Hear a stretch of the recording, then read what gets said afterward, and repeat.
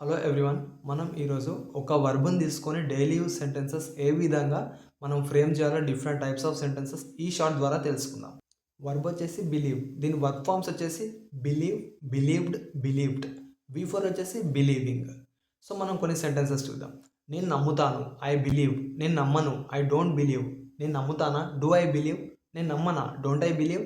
నువ్వెందుకు నమ్ముతావు, why do you believe. నువ్వెందుకు నమ్మవు, why don't you believe. ఇక్కడ ఒక టర్నింగ్ పాయింట్. ఇక్కడ మనం ఐతో చూసాం. So he, she, it singular nouns వచ్చినప్పుడు మనం అంటే నేమ్స్ వచ్చినప్పుడు మనం బిలీవ్స్ అంటే వర్బ్కి ఎస్ యాడ్ చేసి మనం ఫ్రేమ్ చేయాలి. కొన్ని ఎగ్జాంపుల్స్ చూద్దాం. ఆమె నమ్ముతుంది, షీ బిలీవ్స్. అతను నమ్ముతాడు, హీ బిలీవ్స్. అతను నమ్మడు, హీ డస్ నాట్ బిలీవ్. ఆమె నమ్మదు, షీ డస్ నాట్ బిలీవ్. నేను నమ్మను అన్నప్పుడు ఐ డు నాట్ బిలీవ్. ఆమె నమ్మదు అన్నప్పుడు షీ డస్ నాట్ బిలీవ్. అతను నమ్మడు, he does not believe.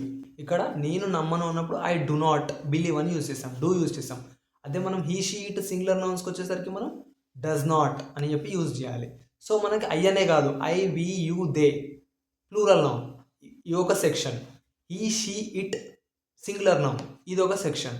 I, we, you, they plural noun వచ్చినప్పుడు మనం డూని, he, she, it singular noun వచ్చినప్పుడు మనం డస్ని యూజ్ చేస్తాం నెగిటివ్ ఫ్రేమ్ చేయడం కానీ క్వశ్చన్స్ ఫ్రేమ్ చేయడం కానీ.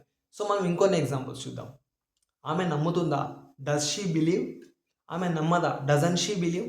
అతను నమ్ముతాడా, డస్ హీ బిలీవ్. అతను నమ్మడా, డజంట్ హీ బిలీవ్. ఫైనల్గా ఒక పేరు తీసుకొని చూద్దాం. సింగులర్ నౌన్ అంటే నేమ్స్. రాము. రాము నమ్ముతాడు, రాము బిలీవ్స్. రాము నమ్మడు, Ramu does not believe. Ramu నమ్ముతాడా, డస్ రాము బిలీవ్.